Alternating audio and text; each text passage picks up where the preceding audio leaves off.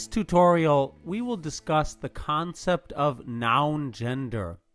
Latin nouns have case, number, declension, and gender. Here's an example of a noun, puellam. Now, its case is that it is accusative. Its number is that it is singular. Its declension is that it is first declension. And that brings us to this noun's gender. The gender of puellam is feminine. There are three genders in Latin: masculine, feminine, and neuter. As we study these three genders, we will see exactly what it means that a noun has gender and what it does not mean. We'll start with the masculine. Here are two second declension nouns.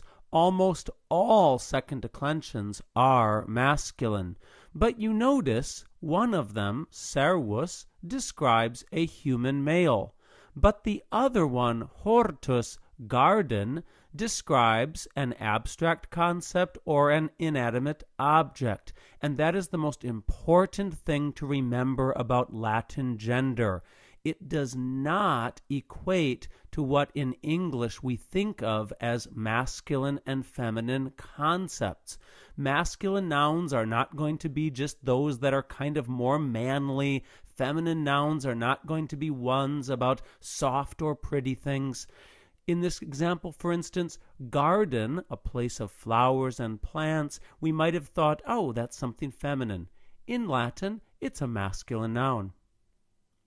And so when you have a masculine noun, whether it describes a human male or something else like a garden, you use masculine adjectives.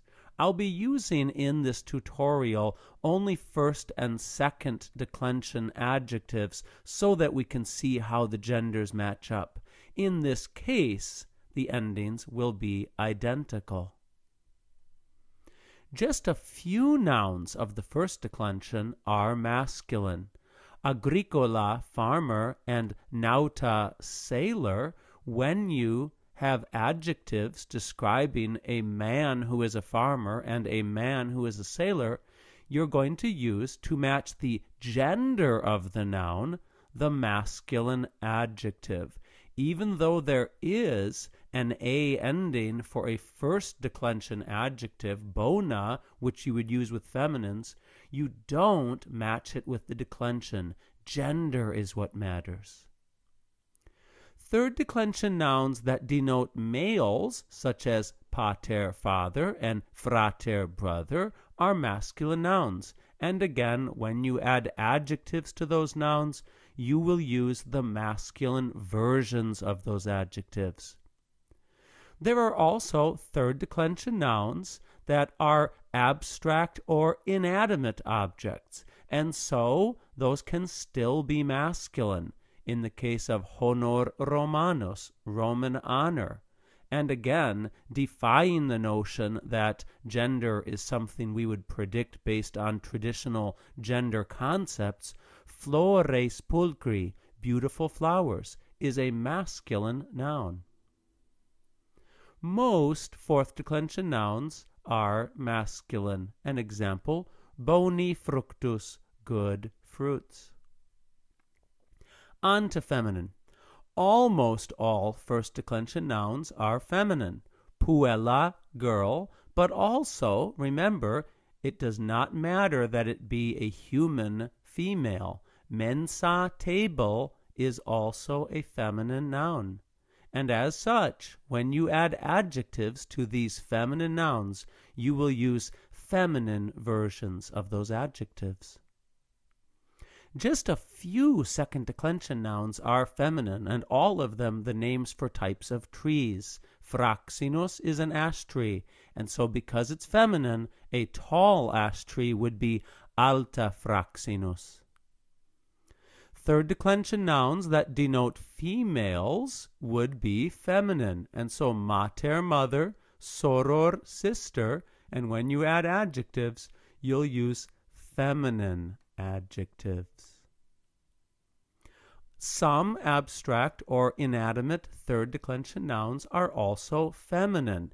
In general, when you see this ending tas or a noun in the nominative with o, those are third declension nouns and they are feminine. Tempestas periculosa, a dangerous storm. The fourth declension noun manus, which means hand, is feminine, and so magnae manus, large hands. Fifth declension nouns are feminine, and so the famous line from a hymn in the medieval time, dies illa, that day. Do check out the tutorial on fifth declension nouns for one interesting exception to the concept of fifth declension nouns being feminine. Now on to the final gender. Neither masculine nor feminine, we have a gender called neuter. There are second declension neuters, and they will have in the nominative and accusative singular the ending which we were accustomed to having as the accusative singular of a normal second declension.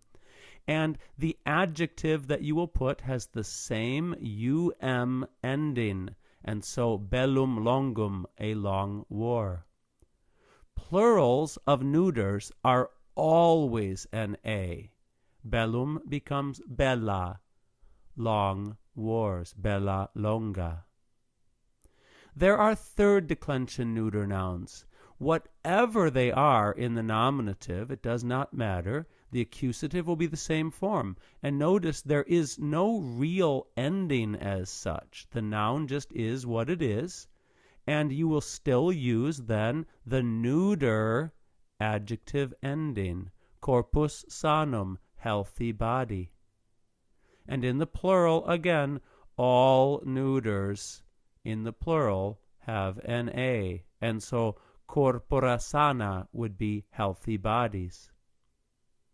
And finally, there is a fourth declension neuter. The typical example is the noun cornu, which means horn, and you would, of course, use neuter adjectives to match. And so again, the final point to remember. Gender in Latin is a grammatical concept. Yes, words like man and woman will be masculine and feminine, but all nouns will have gender, be it masculine, feminine, or neuter, and you will choose adjectives to match that gender.